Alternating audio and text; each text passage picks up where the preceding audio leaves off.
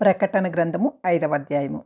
మరియు లోపటను వెలుపటను వ్రాత కలిగి 7 ముద్రలు గట్టిగా వేసి ఉన్న ఒక గ్రంథము సింహాసనమందు ఆసీనుడయుండు వాని కుడిచేత చూచితిని.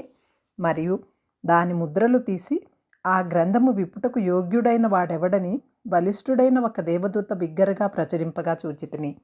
అయితే పరలోకమందు గాని భూమి మీద గాని భూమి క్రింద గాని ఆ గ్రంథము విప్పుటకైనను చూచుటకైనను ఎవనికిని శక్తి లేకపోయెను. ఆ గ్రంథము విప్పుటకైనను చూచుటకైనను యోగ్యుడను కనబడనందున నేను బహుగా ఏడ్చుచుండగా ఆ పెద్దలలో ఒకడు ఏడవకుము, ఇదిగో దావీదుకు చిగురైన యూదా గోత్రపు సింహము 7 ముద్రలను తీసి ఆ గ్రంథమును విప్పుటకై జయము పొందెనని నాతో చెప్పెను. మరియు సింహాసనమునకును ఆ 4 జీవులకును పెద్దలకును మధ్యను వధింపబడినట్లుండిన గొర్రెపిల్ల నిలిచి ఉండుట చూచితిని.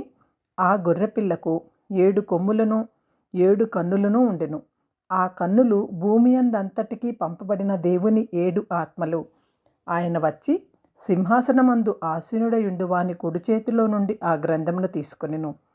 ఆయన దానిని తీసుకొనినప్పుడు ఆ 4 జీవులు వీణలను ధూపద్రవ్యములతో నిండిన సువర్ణ పాత్రలను పట్టుకుని ఉన్న ఆ 24 పెద్దలను ఆ గొర్రెపిల్ల ఎదుట సాగిలపడిరి.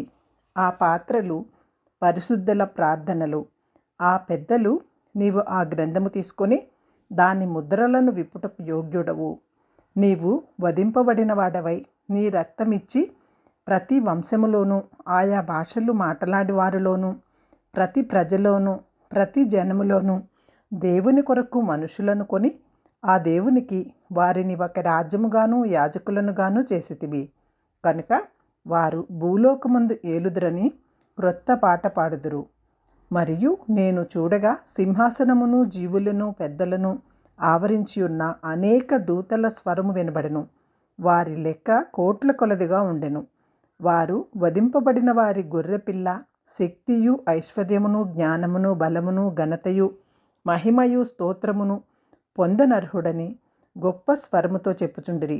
అంతటా పరలోకమందును భూలోకమందును భూమి క్రిందను సముద్రములోను ఉన్న ప్రతి స్పష్టము అనగా వాటిలోనున్న సర్వమును సింహాసనాసీనుడై ఉన్న వానికిని గొర్రెపిల్లకును స్తోత్రమును ఘనతయు మహిమయు ప్రభావమును యుగ యుగములు కలుగునుగాకని చెప్పుట వింటిని. ఆ 4 జీవులు ఆమెన్ అని చెప్పగా ఆ పెద్దలు సాగిలపడి నమస్కారం చేసిరి.